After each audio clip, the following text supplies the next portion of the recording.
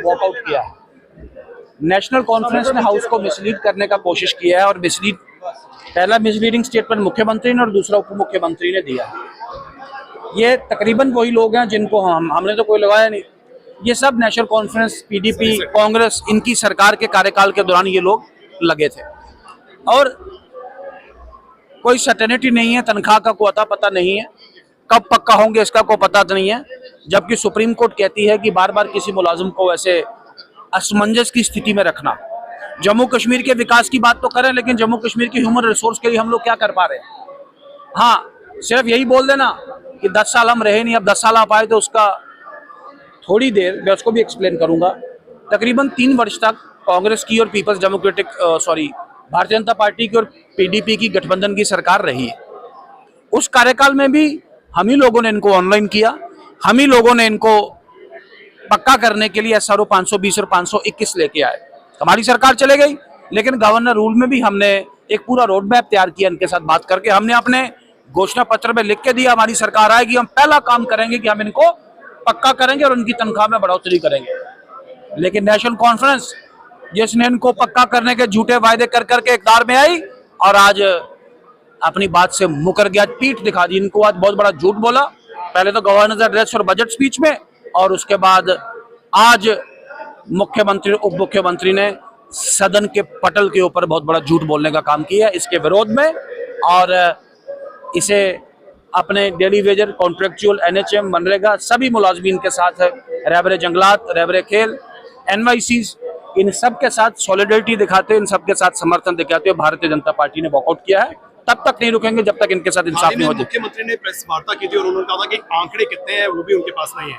देखिए, मैंने कहा ये सरकार की एक लेवल ऑफ इग्नोरेंस और सरकार की एक इंडिफरेंस है।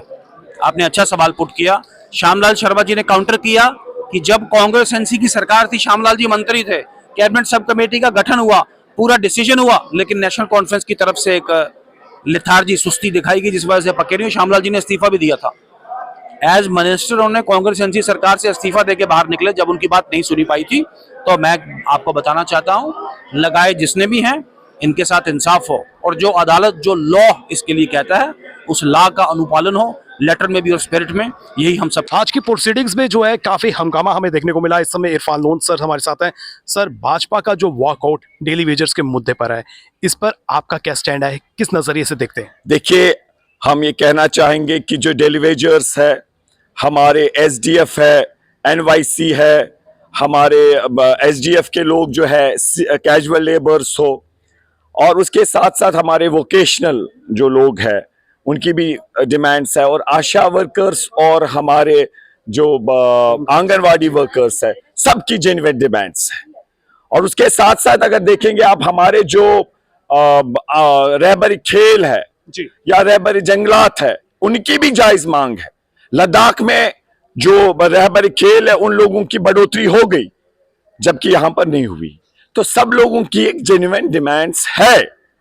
लेकिन अगर मेरे डेली वेजर भाई सड़कों पे एक जायज बात के लिए पुरअमन तरीके पे सड़कों पे नहीं, कहीं पर एकत्रित हुए, और उसके बाद आप उन पे लाठियां बरसाते हैं, आप उनको जाती करते हैं, हम इसकी मजम्मत करते हैं। और इन भाजपा वालों को शोभा नहीं देता है कि इस तरीके से बात करे। इसे वही कहते हैं ना, चोर मचाए शोर। जालिम है ये लोग जिन्होंने पिछले 10 साल एक आदमी को इनमें से इंसाफ नहीं दिया है।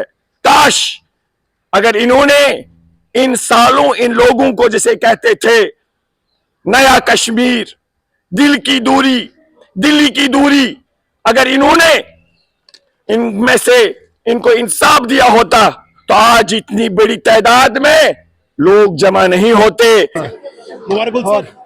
जिस तरह से आज हाउस में डेली वेजर्स का मुद्दा जो है गरमाया, लेकिन आरोप प्रत्यारोप जो है, जैसे कि चीफ मिनिस्टर साहब ने बोला कि इनके पास 10 साल की हुकूमत थी, इन्होंने डेली वेजर को कुछ नहीं किया। हमने ये वादा किया है अपने इलेक्शन मैनिफेस्टो में, और चीफ मिनिस्टर साहब ने क्लियर बोला कि अभी ग्रांट्स, अभी डिस्कशन हो रहा है बजट के ऊपर, अभी ग्रांट्स पे आ जाए, आप सुनिए हम आगे क्या बोलेंगे। लेकिन जिस तरफ कार्रवाई की गई डेली वेजर के ऊपर, वो बड़े दर्दनाक वाक़ा कल उन्होंने बनाया। वहाँ उनको पिटाई की, उनको ज़बरदस्ती की। लेकिन ये जो फोर्सेस हैं, जो होम डिपार्टमेंट, वो बीजेपी के पास है। अब यही रोना रो रहे हैं कि हमें वहाँ मारा गया। हम ये पूछना चाहते हैं इन्होंने क्यों मारा उनको। और अगर वो प्रोटेस्ट कर रहे थे, डिमांडें उनकी जेन्युइन है, हम सपोर्ट करते हैं उनकी डिमांड को। हमने वादा किया उनको हम फेज मैनर में उनको रेगुलराइज करेंगे। लेकिन ये जो कल वहाँ पे हुआ, जिस तरफ से उनको पीटा गया, मारा गया, इसके हम परजोर बात और ये शोर उठाते हैं। इनके अंडर कंट्रोल सब कुछ है। 10 साल इनकी हुकूमत है। ये हमारे इनके जो बैकडोर गवर्नमेंट चल रही थी इनकी, लेकिन उसमें भी ये वो करते प्रेशराइज, इनको रेगुलराइज करते फेज मैनर में, कुछ करते इनके लिए कुछ नहीं किया। अभी हम में कोई भी कम टाइम हुआ है, अभी आहिस्ता आहिस्ता पहला बजट है, अभी हम देख रहे हैं और इंशाल्लाह ताला अच्छी तरफ से उनके हम जो बजट का मामला सॉर्ट आउट करेंगे। डेली वेजेस का जो मुद्दा है, शिव सीएम साहब ने बोला ना हम करेंगे हाल, लेकिन अभी बजट चल रहा है, बजट के बाद ग्रांट्स आ जाएंगे। और पहले ये आज पहला ही ये भी सेशन है, हम लगे हुए हैं, हम लगे, जो हमने वादा किया हम पूरा करेंगे। हमने कहा कि 5 साल में जो पॉलिटिकल वादे हमने किए, इनका भी हमने वादा है वो हम पूरा करें।